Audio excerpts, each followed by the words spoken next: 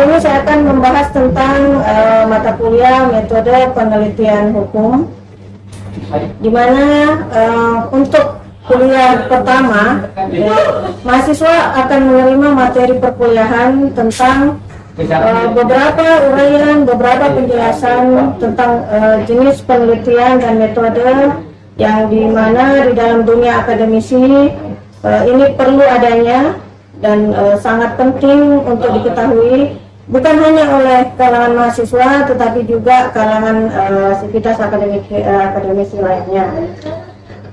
Dengan mengetahui jenis penelitian ini, maka mahasiswa akan dapat memilih metode apa yang pantas untuk digunakan nantinya terhadap penelitian yang akan dilakukan oleh mahasiswa tersebut. Ya, jadi di dalam dunia akademis itu kita membagi ke dalam 3 jenjang pendidikan, yaitu S1, S2, dan S3. Nah, di dalam S1, S2, dan S3 ini tentunya kita akan mengakhiri masa perkuliahan kita dengan menyusun sebuah karya tulis yang bersifat ilmiah.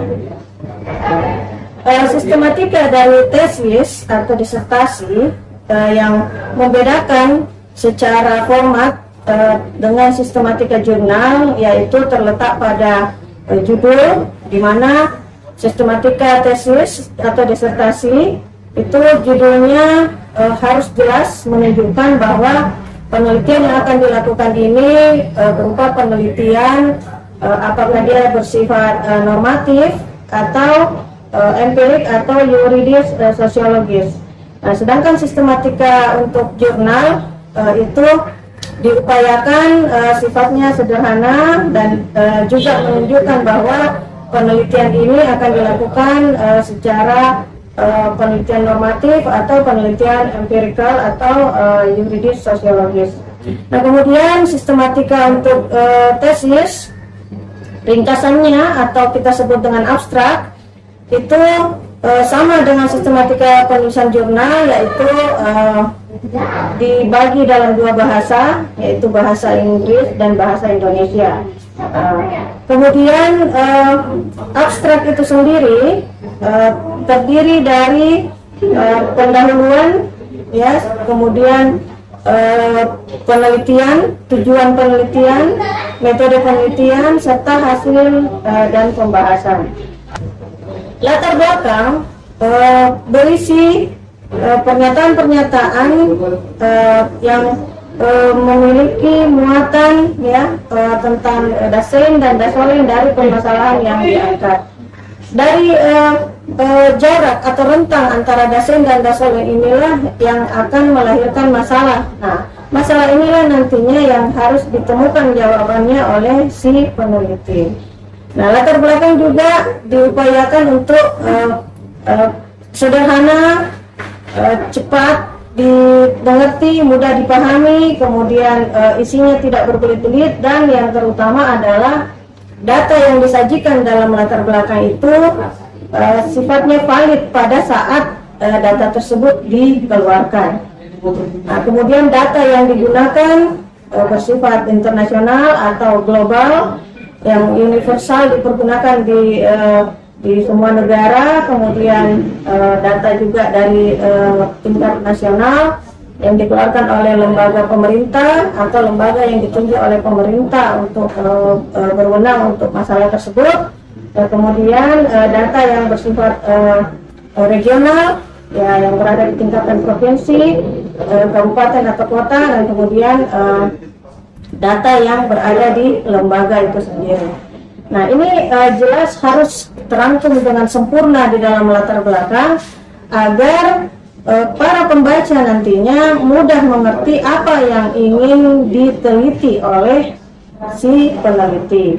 Ya, kemudian permasalahan yang dihadirkan adalah permasalahan yang memang benar-benar harus ditemukan jalan keluarnya. Peneliti boleh saja dan diberikan kesempatan atau ruang untuk melanjutkan penelitian dari peneliti sebelumnya, asalkan penelitian itu nantinya membawa perubahan dari penelitian yang ada sebelumnya.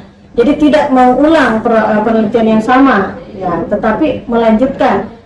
Malah mungkin akan lebih baik lagi bila penelitian ini menghasilkan sesuatu yang baru atau novelty, penemuan yang baru. Ya, kemudian pastinya penemuan hukum atau novelty itu hanya diberikan ruang untuk strata 3 doktoral ya. Untuk strata 1 dan strata 2 itu diberikan kesempatan untuk melakukan tinjauan yuridis, melakukan analisis. Ya, belum dibebankan kewajiban untuk melakukan menemukan sesuatu yang baru dari ilmu hukum itu sendiri. Ya, kemudian dalam sistematika jurnal, permasalahan yang ada itu harus terpisah. Ya, sama juga dengan penelitian karya tulis ilmiah. Permasalahannya harus jelas.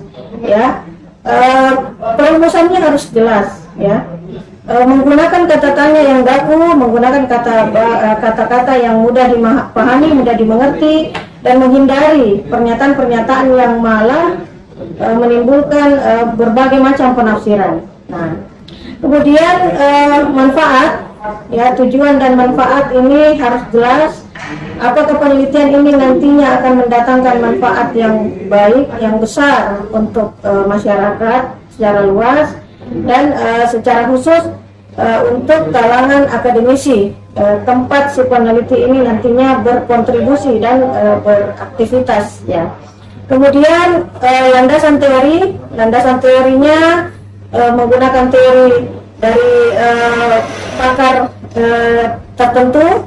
Ya, kemudian dari teori-teori yang dibangun, yang dikonstruksi itu nantinya menghadirkan satu konsep yang sudah ada, atau melakukan rekonstruksi, ya, membangun kembali konstruksi yang sudah ada, ya, membangun kembali konsep yang sudah ada, atau konsep yang sudah ada ini diubah. Ya. Tetapi kembali lagi saya tegaskan bahwa untuk melakukan rekonstruksi ataupun membangun konsep itu dibutuhkan landasan teori yang kuat. Ya, landasan teori yang kuat agar konstruksi yang ada itu memberi khasanah yang baru kepada ilmu hukum itu sendiri. Ya, kemudian bagian yang paling penting dari sebuah penelitian adalah metodenya. Nah, metode penelitian bisa dalam bentuk metode penelitian normatif, ya, untuk penelitian hukum sendiri itu kebanyakan orang menggunakan metode penelitian normatif. Nah, sekarang kembali lagi, nanti penelitian normatifnya ini akan menggunakan pendekatan apa? Ya, apakah pendekatan peraturan perundang-undangan, ya, statute approach, atau pendekatan kasus, ya, case approach, atau pendekatan perbandingan antar negara, ya, atau antar peraturan perundang-undangan, baik yang sedang berlaku atau yang akan diberlakukan, ya, atau mungkin peraturan perundang-undangan yang pernah berlaku, ya, yang kemudian dicabut dan diberlakukan aturan yang baru. Ini kita bandingkan efektivitas hukumnya di mana, letaknya di mana, ya. Melakukan evaluasi, ya, bisa kita lakukan evaluasi terhadap suatu peraturan perundang-undangan, ya, apakah peraturan perundang-undangan ini kembali lagi dia efektif untuk masyarakat yang akan nanti menjadi tempat untuk diterapkannya dan berlakunya undang-undang tersebut. Ya, kemudian kalau penelitian empiris, ya, atau yuridis sosiologis, nah, itu penelitian yang memang harus turun ke lapangan. Dan ini memang selalu menimbulkan pertanyaan apakah ini efektif atau tidak efektif. Ya, kalau normatif tadi kita melakukan studi perpustakaan, library as research, ya, mengumpulkan bahan-bahan dari peraturan perundang-undangan yang ada, kemudian jurnal, buku-buku yang ada, tulisan, pendapat para pakar, baik yang dipublikasikan atau yang tidak dipublikasikan, namun dapat dipertanggungjawabkan.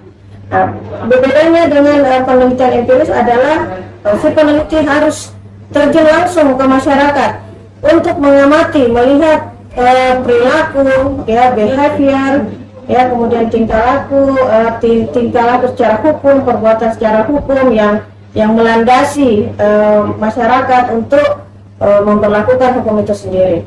Ya, kemudian sistematika penulisan, nah ini yang juga tak kalah pentingnya dari uraian-uraian tadi, bahwa sistematikanya harus jelas ya.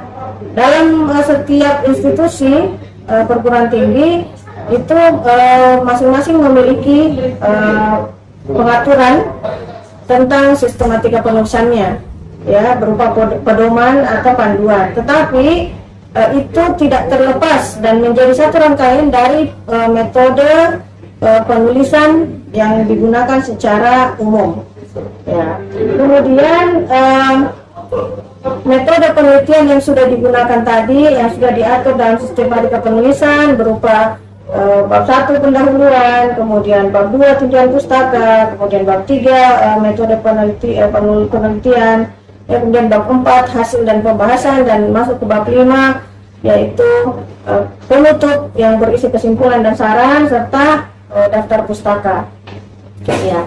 Ini yang kemudian penting untuk dipahami oleh seseorang sebelum dia melakukan penelitian. Bukan hanya memahami teorinya, ya, memahami konsep yang ingin disajikan, tetapi lebih kepada bagaimana dia mengatur, mengarrange penelitiannya nanti agar apa yang dia tuju itu bisa terpenuhi dengan baik. Ya, judul penelitian juga harus ringkas, padat, ya, dan sesuai dengan misi, visi dari informasi yang ingin digali. Ya, kemudian peneliti juga harus bisa membangun kerjasama yang baik dengan tempat dia melakukan penelitian, ya, menjaga attitude-nya, menjaga behavior-nya, ya, kemudian menjaga perilaku, kesopanannya, kesantunannya pada tempat penelitian, sehingga nanti penelitiannya juga akan menghasilkan suatu informasi yang valid, informasi yang penting untuk masyarakat. Ya, kemudian kembali lagi ingat, judul penelitian itu harus sesuai dengan sifat penelitian, ya, kemudian harus sesuai dengan pendekatan apa yang ingin digunakan yang sudah saya jelaskan tadi. Kemudian penelitian ini harus tercermin dari judulnya, ya, harus menunjukkan masalah. Ya, kemudian judul juga harus menunjukkan variabel yang akan diteliti, ya, kemudian fokusnya di mana, spesifikasinya apa, dan aktualitanya di mana. Ya, jadi judul itu sebaiknya aktual, ya, kalau bisa malah masih menjadi fenomena di masyarakat, ya, sehingga nanti masyarakat juga akan terbantukan dengan karya tulis tersebut. Ya. Nah, kemudian tipe-tipe penelitian yang beredar di kalangan akademisi yang banyak digunakan, yaitu yang pertama tipe penelitian menurut sifatnya, yaitu tipe penelitian eksploratoris atau eksploratorik. Ya, jadi penelitian ini ingin mengeksplor, ya, ingin menggali lebih dalam hingga menemukan faktor-faktor apa yang menyebabkan peristiwa hukum tersebut terjadi. Ya, kemudian tipe yang kedua adalah deskriptif, yaitu penelitian yang ingin menggambarkan, ya, ingin menunjukkan melalui penggunaan bahasa yang baik, menggunakan uraian yang baik, analisis yang baik, ya, tentang suatu peristiwa hukum yang terjadi. Ya, kemudian yang ketiga adalah tipe penelitian eksplanatoris. Ini kurang lebih sama dengan eksploratoris tadi. Dia penelitian yang ingin menggali, kemudian ingin menjelaskan lebih dalam tentang pengaruh suatu kejadian terhadap masyarakat. Ya, jadi kalau dibandingkan deskriptif, ini kurang lebih sama, ya, dengan deskriptif dan eksploratoris tadi. Jadi dia ingin menyajikan suatu fenomena dalam bentuk penjelasan yang dalam, penjelasan yang lebih baik. Ya, kemudian membangun bukan membangun opini yang biasa, tetapi membangun kecerdasan masyarakat, ya, yang akan membaca nanti hasil penelitian tersebut. Ya, kemudian penelitian menurut bentuknya yaitu penelitian diagnostik, yaitu mengidentifikasi sebab, penyebab dari suatu kejadian. Ya, kemudian yang kedua adalah penelitian preskriptif, yaitu penelitian yang sifatnya memberikan masukan atau saran kepada masyarakat, kepada aparat penegak hukum, kepada lembaga penegakan hukum, ya, kepada pemerintah terhadap suatu kebijakan misalnya, ya. Misalnya kita ambil contoh studi terhadap penyusunan kebijakan tata kota di Kota Makassar. Nah, ini berarti memberikan masukan kepada pemerintah tentang bagaimana sebaiknya menyusun kebijakan terkait tata kota. Ya, kemudian bentuk yang ketiga adalah evaluatif, yang saya jelaskan tadi bahwa ini melakukan evaluasi, ya, melakukan evaluasi terhadap suatu kebijakan yang sudah berlaku atau peraturan perundang-undangan yang sedang berlaku, ya, apakah efektif atau tidak. Ya, kemudian penelitian menurut tujuannya, yaitu penelitian mengidentifikasi masalah atau problem identification. Ya, kemudian yang kedua, penelitian yang menemukan fakta atau fact finding. Ya, kemudian yang ketiga, penelitian yang memberikan solusi terhadap masalah atau problem solution.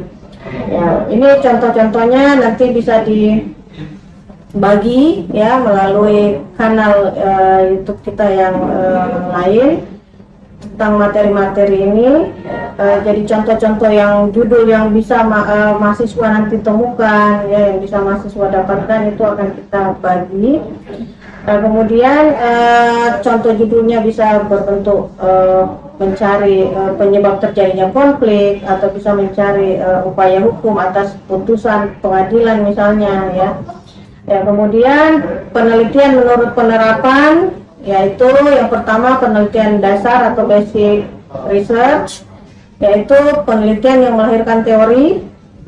Ya, jadi teori yang sudah ada dikembangkan atau teori yang belum pernah ada, itu berarti menemukan satu teori baru.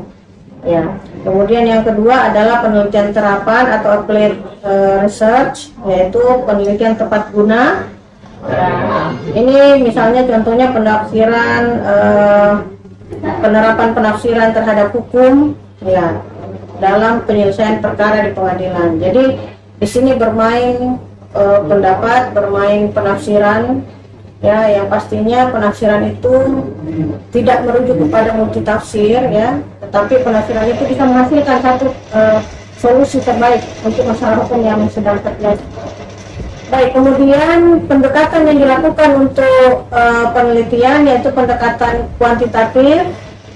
Ya, kemudian yang kedua adalah pendekatan kualitatif. Ya, kemudian penelitian menurut kemanfaatan. Yang pertama penelitian akademik. Ya, jadi manfaatnya adalah secara akademik dia bisa membantu mengembangkan ilmu pengetahuan.